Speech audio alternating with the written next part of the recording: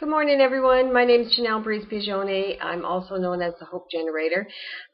Today, I just want to express my condolences to the families, teachers, and all the students in Chattanooga, Tennessee, where the school bus crashed, and it was reported yesterday there were 6 children killed. Today they're saying there's 5, and there was quite a few taken to the hospital with injuries.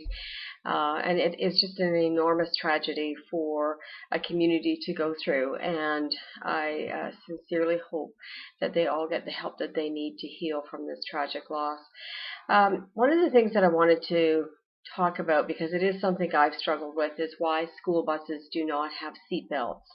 And there is some reason for that. They say that school buses are 16 times safer than a vehicle, than a regular car, and that they are really built based on safety design, and that is why they don't need a seat belt. So in the buses, it's really the design is built on around compartmentalization. So the children are in seats with higher backs and they're closer together, and so they equate it to, often being like protecting Christmas ornaments in divided containers. So they say that if they had seat belts, the seats would need to be stiffer, and right now they are of quite an absorbent type material to take that shock. But the seat would need to be stiffer, and that would pose a risk for children if they had a lap belt on and were thrown forward, and the risk of neck and head injury is much greater. They also say that there would be a problem with shoulder straps, and that it would really need like a 3-point type harness to keep them completely safe. The other difficulty is that these school buses can hold up to 70 children at any one time, and they're not wanting to put the onus on the driver to check and see that those seat belts are in place. So it is a bit of a problem. In this particular case, the school bus driver, was 24 years old. He has been charged with vehicular homicide, and speed was a great factor.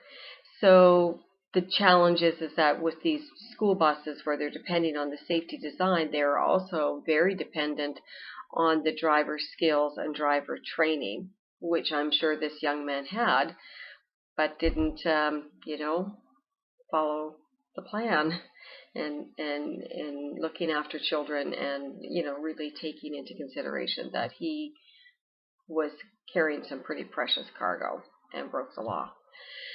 So I personally have mixed reviews about this. I would feel safer knowing children are in seatbelts. I understand what they're saying about the design. However, I think maybe, it's time to look at this. One death is too many as far as I'm concerned. I think on average, like, they can say there's up to 11 deaths a year on school buses.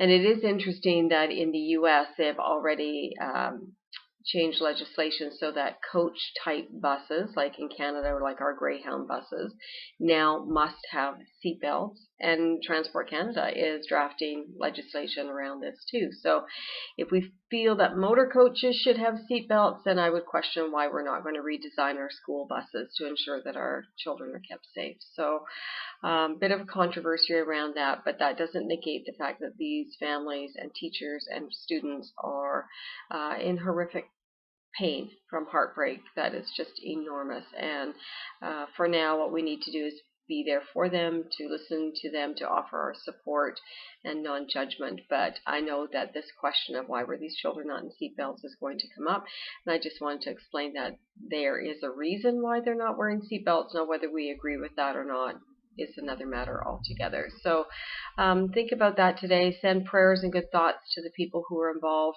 and certainly healing prayers for the children who've been taken to the hospital. Have a great day. God bless, and I hope you're all well.